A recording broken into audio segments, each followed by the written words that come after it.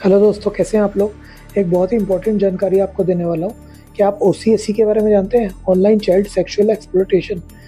ये हमारे बच्चों के बारे में है। बच्चों की ग्रूमिंग की जाती है, ऑनलाइन उनको गेम्स खिलाए जाते हैं, उनको ऐसे एंगेजिंग कंटेंट में डाला जाता है और धीरे धीरे उनको ग्रूम किया जाता है। उसके बाद बच्चों को यूज़ किया जाता है सेक्सुअल एक्सप्लॉयटेशन में। तो इसी की आज जानकारी बहुत ही ब्रीफ में डिस्कस करने वाला हूँ आप लोगों के साथ। हाय, मेरा नाम है नकुल।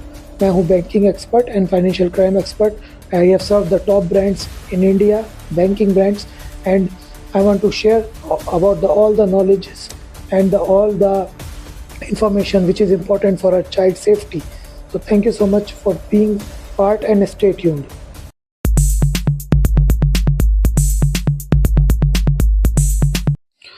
नमस्कार दोस्तों, आज मैं आपके सामने कोई कंटेंट क्रिएटर की तरह नहीं बैठा हूँ। आज मैं एक माता पिता, एक नागरिक और एक इंसान की तरह आपसे बात कर रहा हूँ।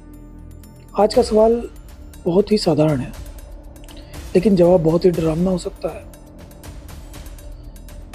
क्या हमारे बच्चे सुरक्षित हैं? हम उन्हें स्कूल भेजते हैं, ट्यूशन भेजते हैं, मोबाइल देते हैं, गेम खेलने देते हैं, लेकिन क्या हम ये जानते हैं कि वो मोबाइल सिर्फ की स्क्रीन जो है वो एक सिर्फ स्क्रीन नहीं है, वो एक पूरी दुनिया है जहाँ अच्छे लोग भी हैं, बुरे लोग भी हैं, खतरनाक लोग भी हैं। आज की ये जो वीडियो है वो किसी एक घटना पर आधारित नहीं है। ये वीडियो उस सिस्टम, उस मानसिकता और उस साइलेंस पर है जो अपराधियों को ताकत देता है।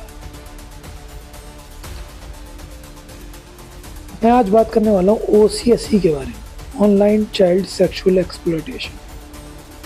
दोस्तों, ये टर्म हो सकता है कुछ लोगों के लिए नई होगी, कुछ लोग इसके बारे में जानते भी होंगे, लेकिन इसकी अवेयरनेस के ऊपर बहुत कम लोगों ने बात की है। थोड़ा मेरा गला खराब है तो उसके लिए माफ़ कीजिए। मैं दोबारा उसी पॉइंट पर आता हूँ।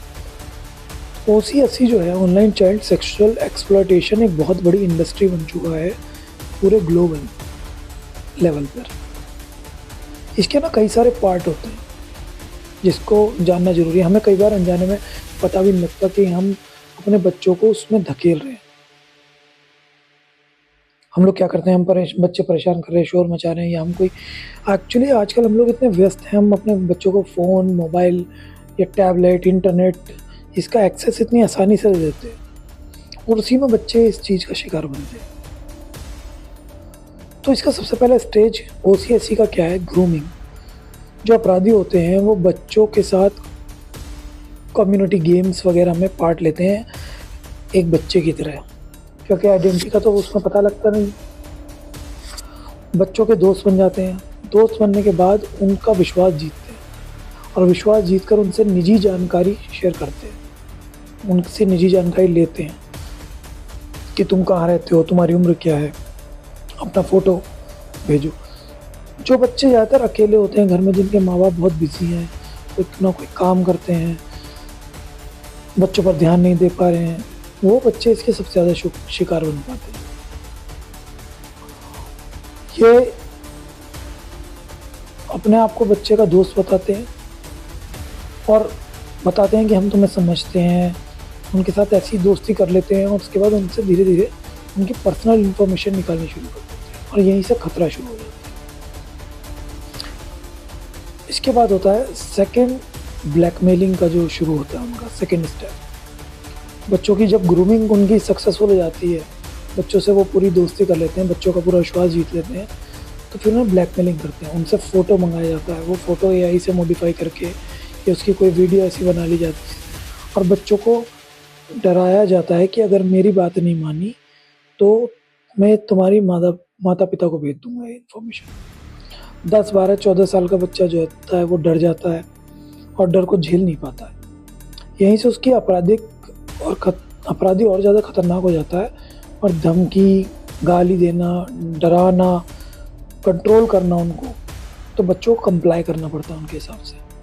बार बार मजबूर किया जाता है माँ बाप से झूठ बोलने का, और मानसिक यातना उनकी इतनी बढ़ा दी जाती है कि बच्चे अपने आप को भी नुकसान करने की सोचने लगते हैं। मैं आपको कुछ सच्ची घटना बताता हूँ। एक 12 साल का बच्चा था अमेरिका में, उसके साथ भी यही चीज़ हुई। उसने कम्युनिटी गेम खेला, उसके बाद उसका वहाँ पर एक जो फैसिलिटेटर था, जो भी इसका था, जो उस बच्चे का एक्सप्लॉयटेशन कर रहा था ऑनलाइन, उसने बच्चे की पर्सनल तस्वीरें मंगाई, उसके घर की तस्वीरें मंगा ली, स्कूल की फ़ोटो भेजने के लिए उसको कहा। फिर जब सारी इन्फॉर्मेशन इकट्ठी हुई तो बच्चे को ब्लैकमेल करने लगा। 9 साल का बच्चे ने, लड़की थी वो, उसने अपने माँ बाप को बताया तो फिर वो पकड़ा गया बाद में। अगर कुछ बच्चे ज़रूरी है वो सब बच्चे अपने माँ बाप को बताएं ही चाहिए, तो वो घबरा भी जाते हैं, नहीं बता पाते कई बार।